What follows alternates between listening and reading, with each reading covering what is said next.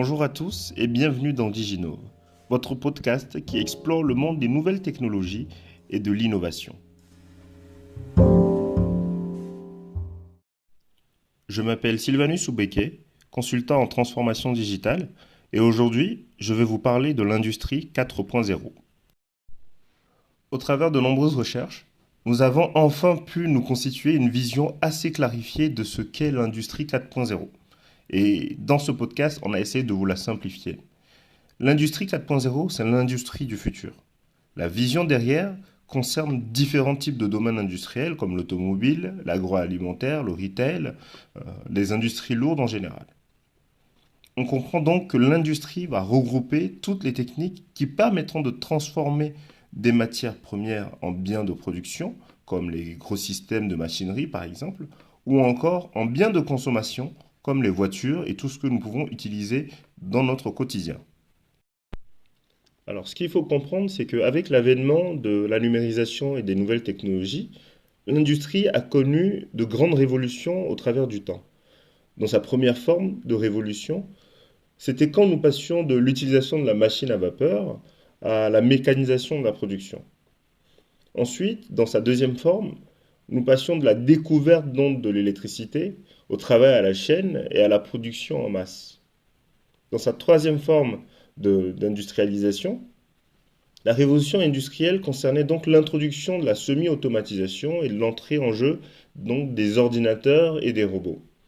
Et dans notre ère maintenant, la quatrième révolution industrielle, la quatrième industrie dans laquelle nous sommes, se caractérise donc par une automatisation quasi totale des chaînes de production, une utilisation encore plus poussée de l'outil numérique et des applications informatiques, de l'utilisation des systèmes de pilotage en temps réel et qui ont la possibilité d'échanger, de partager des informations entre les systèmes industriels eux-mêmes et même au travers d'Internet via des systèmes cloud. Et tout cela dans l'objectif d'améliorer la qualité, l'augmentation de la vitesse de production, de l'optimisation des processus et de développement de l'intelligence du système de production.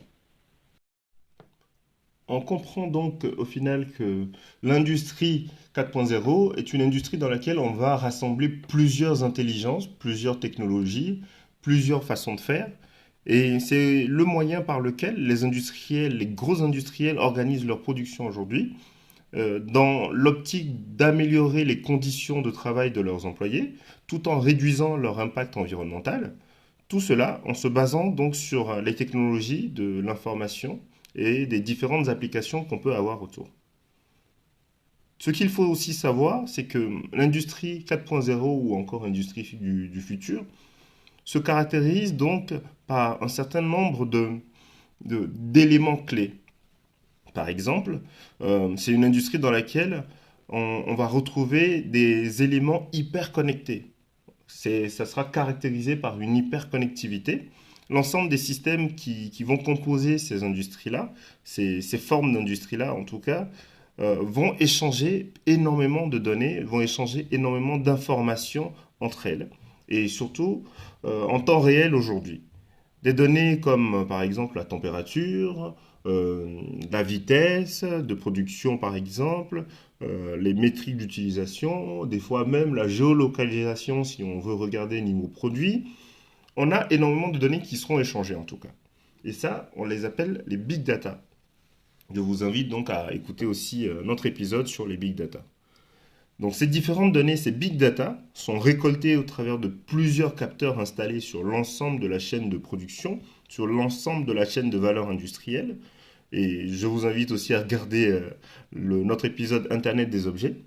Et ces différents big data, ces données, permettront de faire de l'analyse, de l'optimisation, de la prédiction ou encore de l'anticipation de panne par exemple. On parlera donc de maintenance prévisionnelle. C'est une des caractéristiques qui appuie énormément l'industrie 4.0, la maintenance prévisionnelle.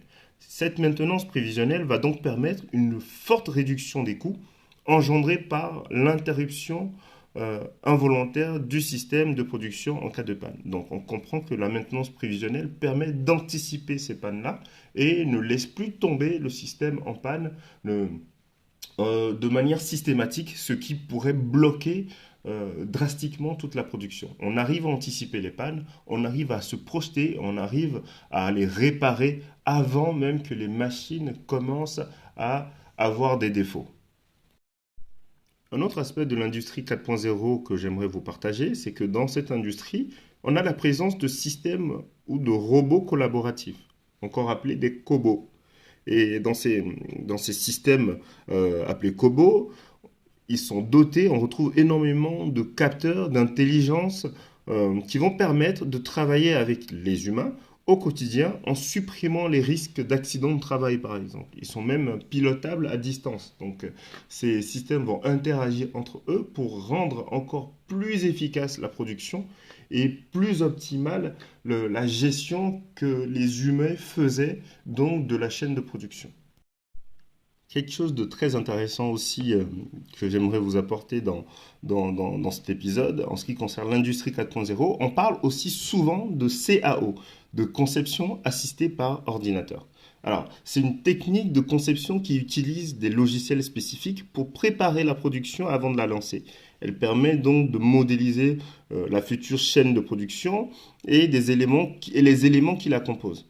À cette technique, on va associer donc plusieurs autres technologies, comme par exemple la réalité virtuelle, la réalité augmentée, qui vont permettre à l'entreprise de simuler intégralement, ou en tout cas au quasi réel, toute la chaîne de production. Et je trouve ça très très intéressant, parce que ça baisse énormément les coûts. Après ça, les industries du futur vont utiliser d'autres techniques, par exemple comme l'impression 3D. Donc, nous sommes aussi en train de préparer un épisode sur l'impression 3D, donc pour après. Mais cette technique permettra donc d'imprimer les éléments qui ont été conçus dans le virtuel afin de les tester maintenant dans le réel avec des prototypes. Et ça, l'industrie 4.0 l'a intégré et c'est quelque chose qui permet drastiquement de baisser des coûts, de faire des tests, de faire des essais avant de lancer une production finale. Alors, en ce qui concerne les compétences qui vont être demandées dans cette forme de révolution industrielle, dans cette nouvelle forme de révolution industrielle, on en a vraiment plusieurs. Donc, forcément, qui dit technologie, qui dit plusieurs autres technologies différentes, on va retrouver forcément plusieurs métiers qui vont s'accorder entre eux.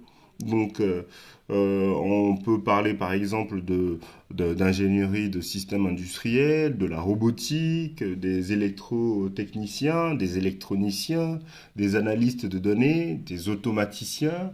Il y a tellement de métiers qui s'entremêlent dans ces technologies, je pense même pas que je pourrais tous les citer, en tout cas aujourd'hui.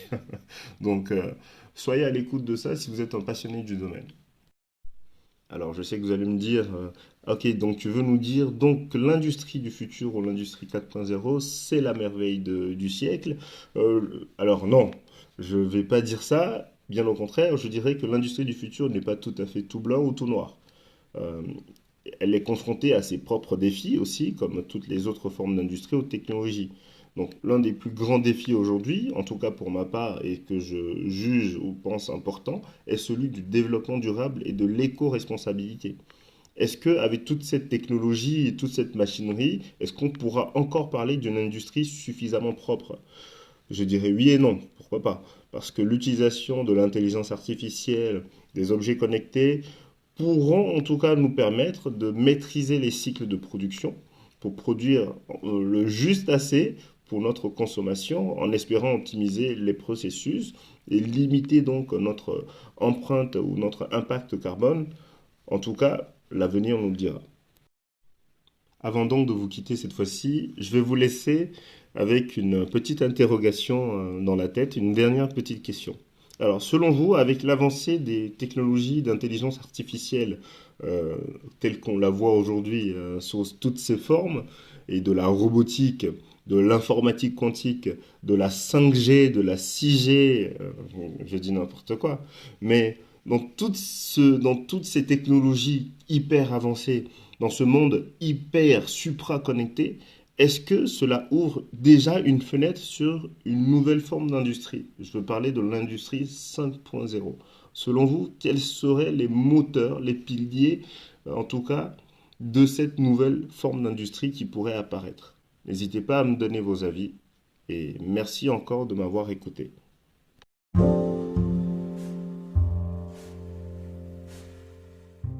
Nous sommes donc arrivés à la fin de ce nouvel épisode. J'espère qu'il vous aura plu et n'hésitez pas à liker, à partager et à commenter. À très bientôt dans Diginove en tout cas. C'était Sylvanus Soubeke, ingénieur informatique et consultant en transformation digitale. À très bientôt.